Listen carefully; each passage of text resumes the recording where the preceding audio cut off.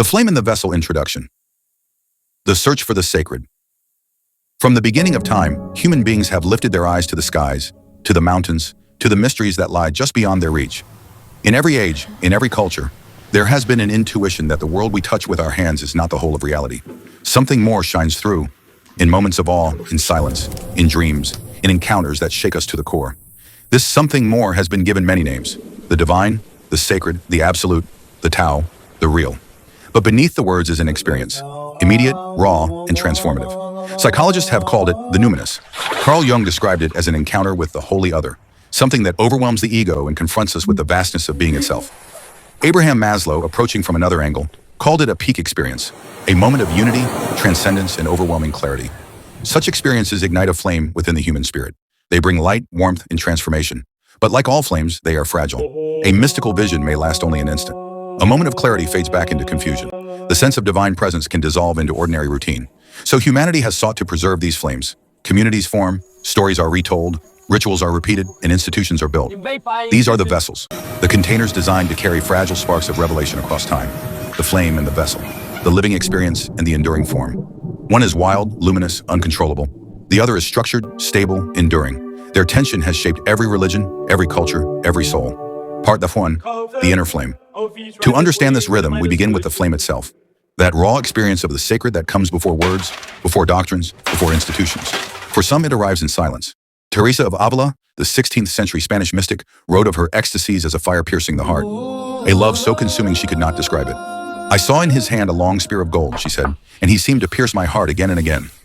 Her words shocked theologians of her time, yet she was describing nothing less than an overwhelming encounter with the divine. For others, the flame bursts forth in poetry. Rumi, the 13th century Persian Sufi, described the soul as a reed flute, cut from the reed bed, crying out for reunion with its source. His verses were not meant to teach doctrine, but to awaken longing, to set hearts ablaze with love for the beloved. In Buddhism, enlightenment is often compared to a lightning flash, sudden, immediate, beyond reason. One Zen monk described his awakening as hearing the sound of a pebble hitting bamboo. A small moment, yet it shattered the illusion of separation, revealing the oneness of all things. And beyond the great traditions, we find countless testimonies from ordinary seekers. A mother holding her newborn child, a wanderer gazing at the ocean at dawn, a farmer pausing in the fields to hear birdsong. These moments, too, can carry the mark of the sacred, a sudden opening, a flame flickering into awareness. Psychologists tell us that such experiences are not abnormal, but deeply human. They may arise from altered states of consciousness, from meditation, from ritual, or simply from the intensity of life itself. They often bring feelings of unity, timelessness, overwhelming love, or an encounter with what Rudolf Otto called the mysterium tremendum et fascinans. The mystery that is both terrifying and fascinating, overwhelming yet irresistible. But here lies the paradox. The flame resists containment. It cannot easily be put into words. Teresa's ecstasies, Rumi's poetry, Zen's riddles, all of them are attempts to gesture toward the unspeakable, never to capture it fully. This is why the flame can be disruptive.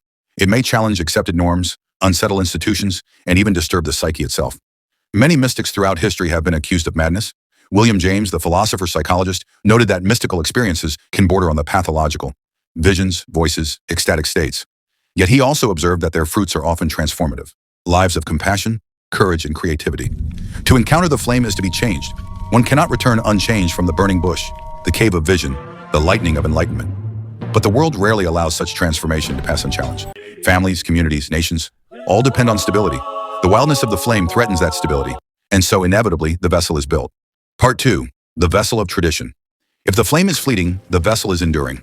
It is the temple in the scripture, the hierarchy and the ritual.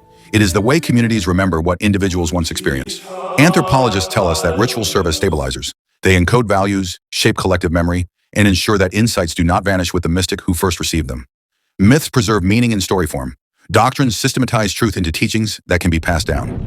Institutions provide authority to guard, interpret, and enforce these teachings. Psychologically, the vessel is a protective container. Without it, unmediated experiences of the sacred could overwhelm individuals. Ritual channels the intensity of the sacred into repeatable, safe forms. Symbols make the ineffable comprehensible. Communities provide support for those who might otherwise feel alone in their visions. But vessels have limits. They can harden into rigid structures. They can confuse preservation with possession, mistaking the form for the flame itself. The prophet becomes a statue. The vision becomes a dogma. The living fire becomes a ritual repeated without life. Philosophers like Nietzsche and Foucault warned that institutions do not merely preserve truth. They also wield power. They discipline bodies, regulate belief, and suppress deviations. What begins as a vessel of memory can become an instrument of control. Yet without vessels, the flame would vanish. Every mystical insight, every revelation, every moment of awakening would be lost to history. We would live without scripture, without ritual, without shared memory of those who came before. The vessel is both protector and oppressor, both preserver and prison. It is necessary but never sufficient. Part 3 in the eternal tension. The dance between flame and vessel is not abstract. It has played out in every tradition, in every age, in the lives of real people whose visions collided with the structures of their time. In medieval Europe, Meister Eckhart spoke of God discovered in the depths of the soul, a breakthrough into the divine ground of being. His sermons drew crowds, but also suspicion. If God is within, what becomes of priests and sacraments? Eckhart was charged with heresy, tried by the Inquisition. He died before judgment, but his words endured, treasured by future seekers. The flame survived, even as the vessel tried to contain it. In Islam, the Sufi mystics sang of union with the divine. Rumi compared the soul to a reed flute, longing for reunion. Al-Hallaj, in a moment of ecstasy, cried, "I am the truth." To him, it was not arrogance, but surrender. The self dissolved in God.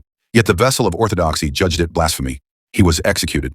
And yet, centuries later, his words are celebrated, his flame burning brighter than the sword that struck him down. In East Asia, Buddhism had grown vast and elaborate. Monasteries, rituals, and scriptures multiplied. Amid this, the Zen master stripped everything back. "What is the meaning of Zen?" a monk asked. Master Zhaozhou replied, "Have you eaten your rice? Then wash your bowl, enlightenment in the ordinary." But over time, even Zen became formalized, with schools, hierarchies, rituals of its own. The vessel always reforms. In India, the Bhakti saints ignited a fire of devotion. Mirabai sang of Krishna as her true beloved, rejecting caste, patriarchy, and the authority of her husband. Her songs, sung in the vernacular, reached people outside temple walls. At first, the vessel resisted, but over time, Bhakti reshaped Hinduism itself, expanding its inclusivity, softening its hierarchies. In China, Taoism spoke of the Tao, the way that cannot be named. Laozi warned, "The Tao that can be spoken is not the eternal Tao." Zhuangzi told parables of effortless freedom, mocking rigid structures. Yet even Taoism became organized, with temples, priests, rituals. The way that resists form was given forms, the flame once again enclosed by a vessel. Judaism, too, bears this rhythm. The ancient prophets challenged temple rituals, declaring that God desired justice, not sacrifice. "Let justice roll down like water," cried Amos. Their flame confronted the vessel of cultic worship. Centuries later, Kabbalists sought mystical union with the divine, sometimes clashing with rabbinic authority. Again, the flame burned beyond the vessel, only to be absorbed later into tradition. Indigenous traditions also reflect this cycle. Shamans, visionaries, and medicine people encounter the sacred in direct ways, through trance, through dreams, through communion with nature. Their insights can disrupt tribal norms, but also enrich them. Rituals develop to stabilize and transmit these experiences, creating vessels of dance, story, and ceremony. And in modern times, we see new vessels forming. Many call themselves spiritual but not religious, seeking the flame without the institution. New Age movements, meditation apps, even psychotherapy can function as vessels for the sacred in secular form. Yet even here, structure emerges, teachers, lineages, practices, communities. The vessel always returns. Part 4, The Cycle and Its Meaning. The history of religion is a rhythm, flame and vessel, freedom and form, life and structure. The flame bursts forth, wild, transformative, disruptive. The vessel forms, protective, stabilizing, enduring. Over time, the vessel hardens, and the flame struggles to break free again. This cycle is not a flaw but a dynamic. Without flame, religion becomes hollow ritual. Without vessel, it vanishes into the night. Hegel might have called it a dialectic, thesis, antithesis, synthesis. Kierkegaard called for the leap of faith beyond the safety of institutions. Nietzsche declared that true spirit must burn through old forms. Gadamer reminded us that tradition is dialogue, not prison. Perhaps the truth lies not in choosing one or the other, but in holding the tension, tending the fire, shaping the vessel, and knowing that both are necessary. Conclusion: the living flame across continents and centuries, from cathedrals to mosques, from temples to forests, the same rhythm plays. The flame ignites, the vessel preserves, the vessel hardens, the flame returns. The task of our time, and of every age, is to keep the balance. To honor the vessels that carry the wisdom of generations, yet never mistake them for the fire they were built to hold. For without the vessel, the flame would vanish.